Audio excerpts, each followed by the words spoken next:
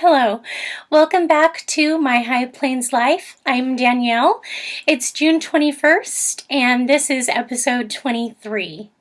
I'd like to welcome all returning viewers and say hello to any new viewers that we might have. There's not much knitting going on this episode, but I promise what there is really I've made strides in. There's a lot of beekeeping this episode, so hopefully you're interested in that too. If not, feel free to fast forward. So let's see. On the needles. As I said, I have no FOs. However, I do have my Celtic Mist shawl still in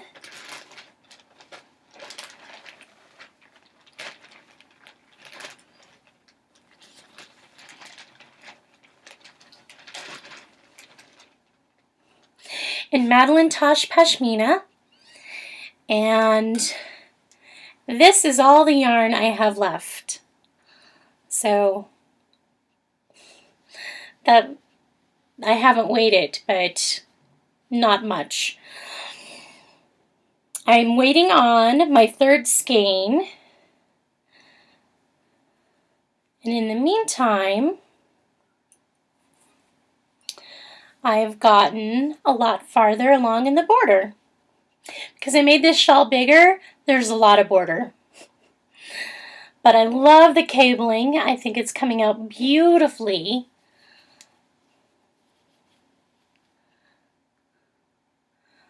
And I'm gonna love wearing this shawl when it's all done. So I still have over half of the border to do, which this won't cut it.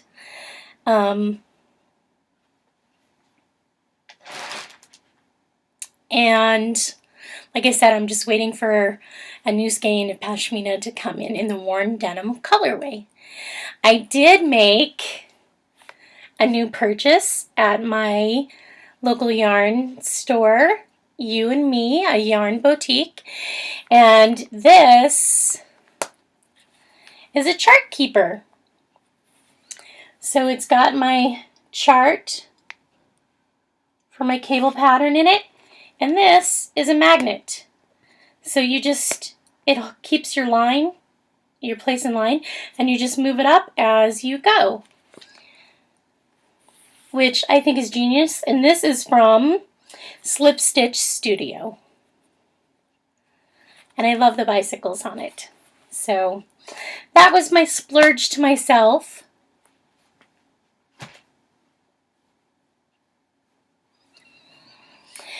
In addition, I've got my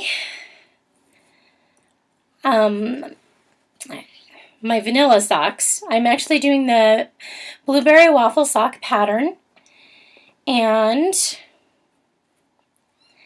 these are in opal yarn, and I'm really liking the colorway. And that's not quite showing up the exact color, it's a little brighter. So this is part of my Colors of the Season cowl. Started June 1st and runs through August 15th, I think. August 15th. You can find more information about that in the Tea House Knits Ravelry group, which is where the Colors of the Season cowl is taking place. Oh, I'm sorry, Willow. She's over there huffing. As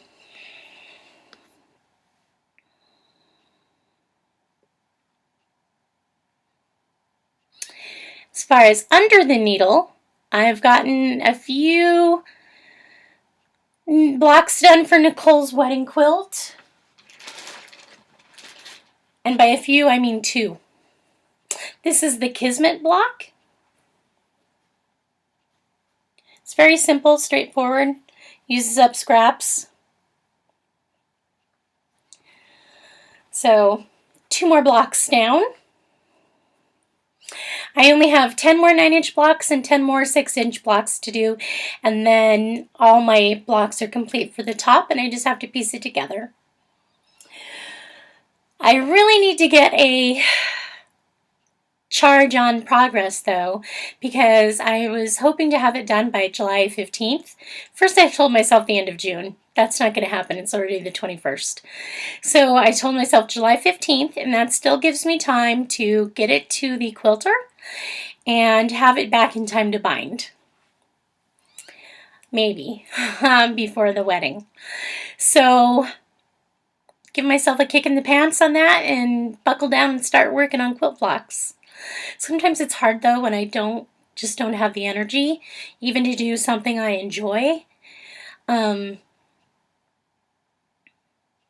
And that's just part of the depression, is even things I enjoy doing, it's hard to work up the motivation to begin them, even.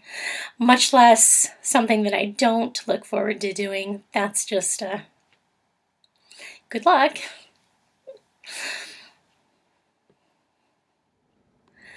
In the garden. So we had another hailstorm.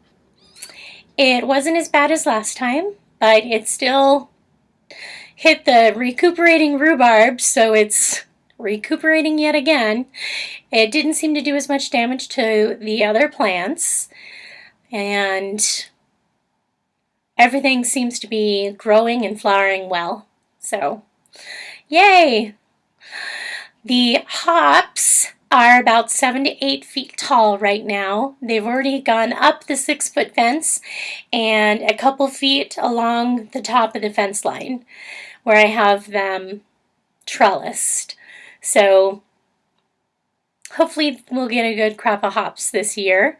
I have a friend that homebrews, and my idea was to give him my hops. They are centennial hops. So I decided not to plant the garden for this year since we had so many late hailstorms, and it's June 21st already. We can just cover it and wait till next year. A lot of stuff needs to get done this year too, and I'm still working on finding my motivation. So, and again, even though I enjoy gardening, that's something I still need to find motivation and energy for. So, not this year. In the bee yard, we had an extraction party, and it went great. If it was messy. Everything got sticky with honey, and I mean everything. The driveway, our shoes, our hands, our t-shirts, all the equipment we used, obviously, everything we touched, door handles, even taking shoes off before going inside the house, still ended up with sticky spots on the floor. So I come inside and I'm still finding them. I'll step on the carpet and like hear that sound where something is stuck and is pulling away. So very messy, but it was a lot of fun. This is one of my first jars of honey. Yay! Look at that beauty.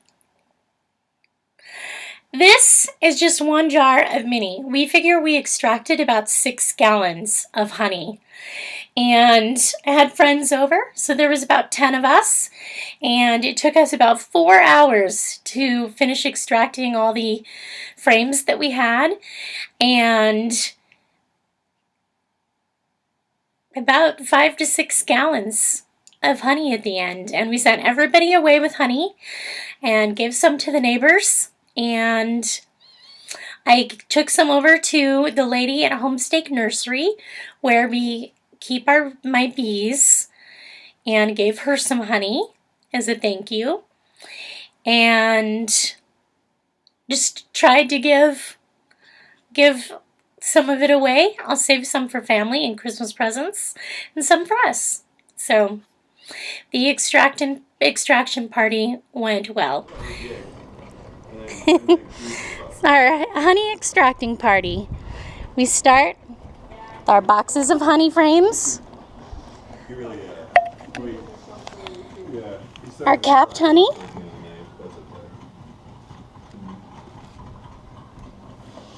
getting uncapped. Then it goes into the extractor where it spins the honey out.